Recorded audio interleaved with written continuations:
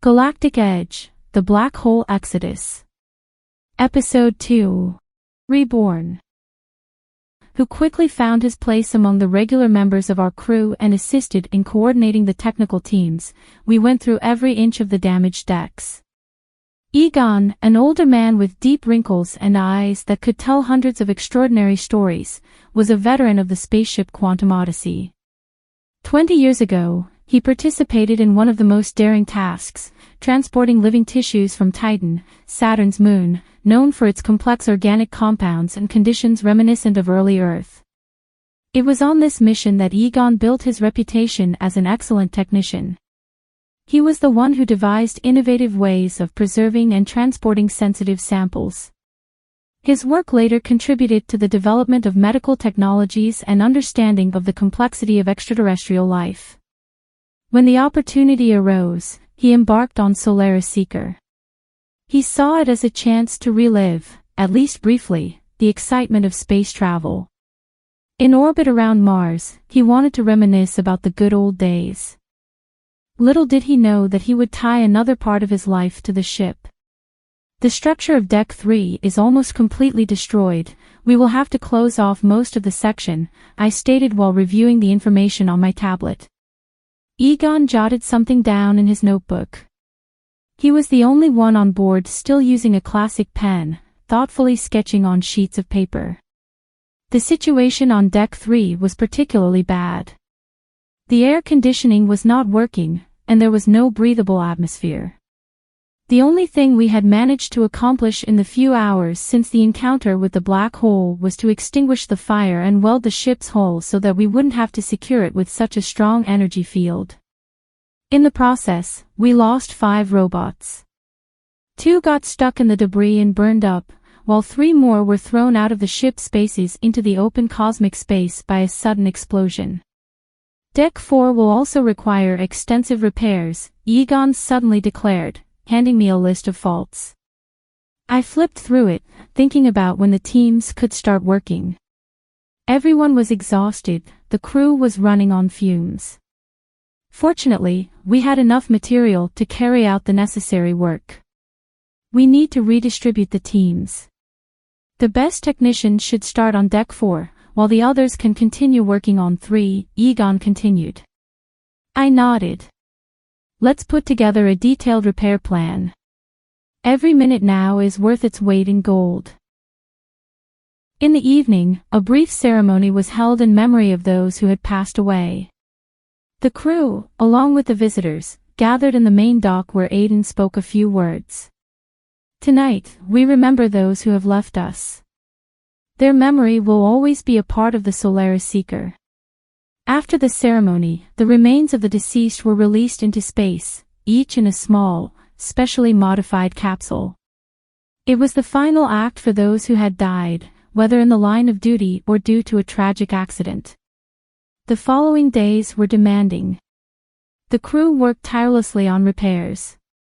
After some consideration, I included Diana in our small group tasked with assembling teams and determining the number of working technicians. Diana, a member of the original crew on the Solaris Seeker, led the engine section. Over time, she earned a reputation as a competent technician, adept at handling more than one unpleasant breakdown. Her skills and knowledge were invaluable to us, especially now when the ship required extensive repairs. Her approach to work was always methodical and meticulous. As we floated in the silent expanse of space, the ceremony had brought a solemn sense of reality to our mission. It was not just about exploration and discovery anymore, it was about survival, remembrance, and the human spirit. The emptiness of space around us was a stark reminder of our isolation and the fragility of life. In the days that followed, the mood aboard the Solaris Seeker was one of quiet determination. The loss we had experienced bound us together in a shared purpose. We were not just working to repair a ship, we were working to honor the memory of those we had lost, to continue the journey they could not finish. Diana, with her steady hands and focused gaze, became a central figure in the repair efforts. Her leadership in the engine section was instrumental in keeping us moving forward.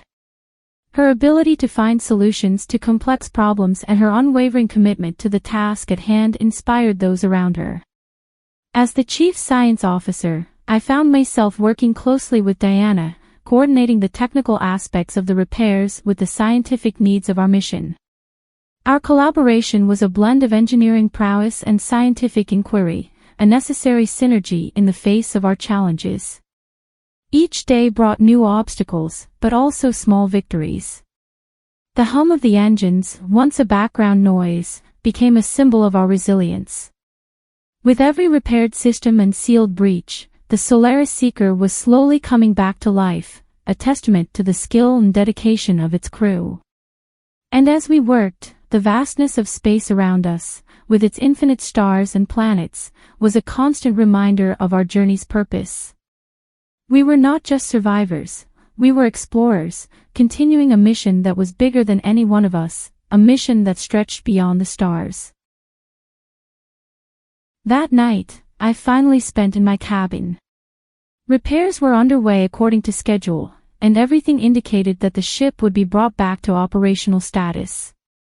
In the early hours, I was awakened by the urgent call of the onboard computer, warning of an unexpected course change. The Solaris Seeker was no longer in Saturn's orbit.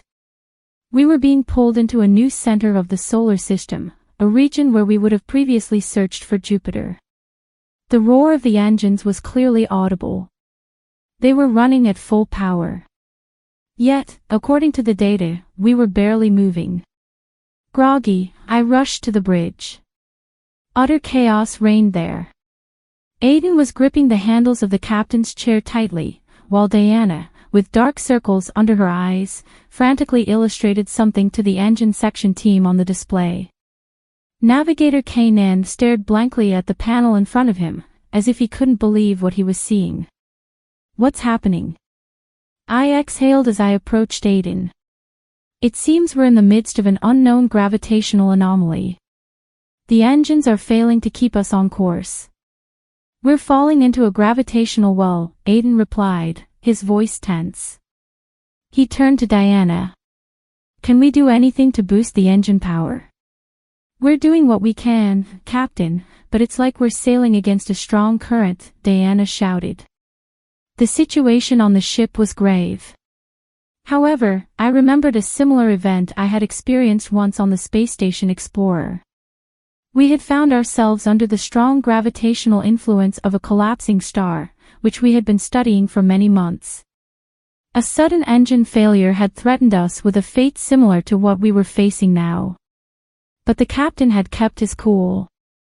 He had the computer calculate an appropriate trajectory for a close flyby around the foreign sun. With the help of technicians, we then fired up the engines at the right moment and let their force pull us out of the star's deadly embrace. This memory offered a glimmer of hope in our current dire situation. I knew that if we had managed to escape the grip of a dying star once, there was a chance we could do it again. Wait. I know what to do. We have to shut down the engines, I exclaimed. The bridge suddenly fell silent. What do you mean? Aiden gasped. If we turn off the drive, the ship will be drawn into the gravitational vortex, which will grind us to atoms, he added. I shared the story about a grip of a dying star with the crew, hoping to inspire them with the same determination that had saved us on Explorer. The crew listened intently, their faces reflecting a mix of fear, awe, and a newfound spark of hope. This was more than a story, it was a testament to human resilience and ingenuity in the face of cosmic dangers. It galvanized us, fueling a collective resolve to overcome the challenges we faced. We can use the same strategy here, I suggested, my voice steady despite the tension in the air.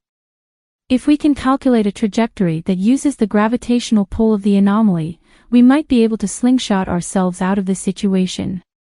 We'll turn engines off just for a moment. Let ourselves be dragged a bit by the gravitational current. Then we'll fire them up at full power and adjust our course by a few degrees.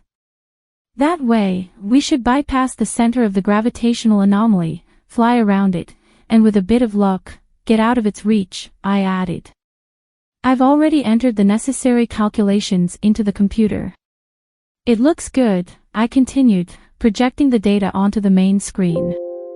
The idea was met with a mixture of skepticism and excitement. It was risky, but it offered a tangible solution. We gathered around the navigation panel, our eyes fixed on the screen displaying the complex web of gravitational forces that surrounded us. Aiden and Kanan stared silently at the screen for several long seconds. The captain looked weary. Recent events had taken a heavy toll on him. He seemed to have lost the quick judgment that had earned him recognition not just on this ship. "Do it," Aiden suddenly said, slumping down from his chair. "Medic to the bridge," echoed through the ship as Medic Rebecca rushed in to attend to him.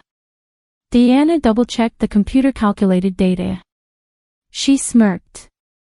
"If this works, I'll serve shifts for you for a whole month." I thought it was a great offer. Now only a small matter remained. Entrusting our lives to the computer and hoping that its electronic brain would not make a single mistake.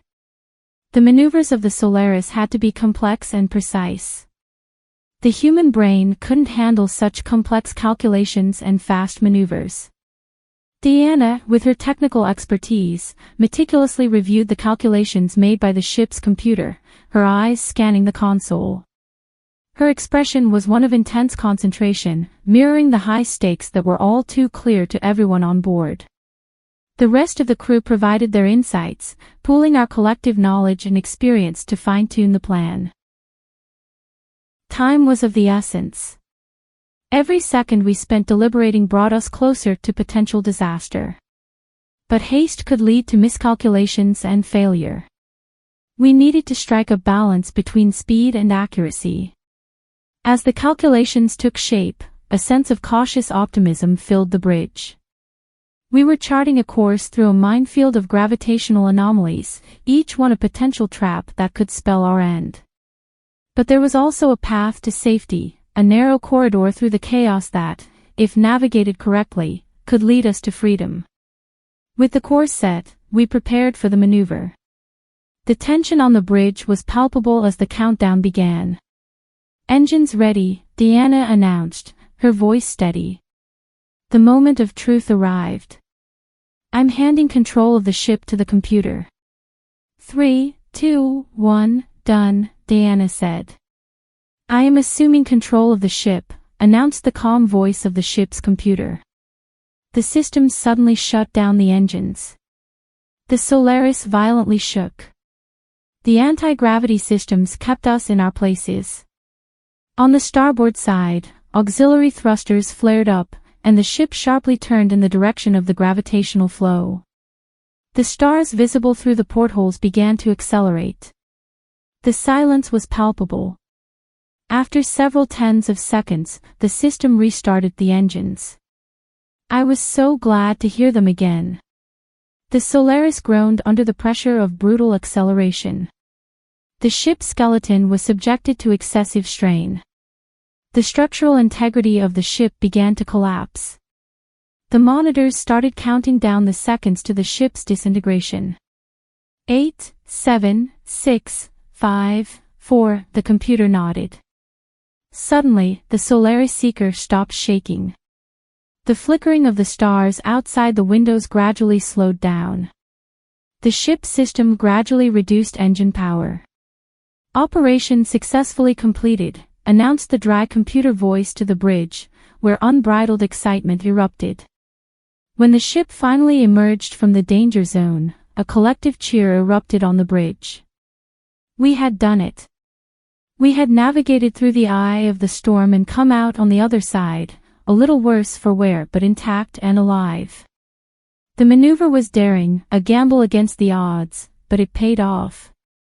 We had managed to navigate through the treacherous gravitational fields, a feat that would have been impossible without Diana's quick thinking and the precision of our computer.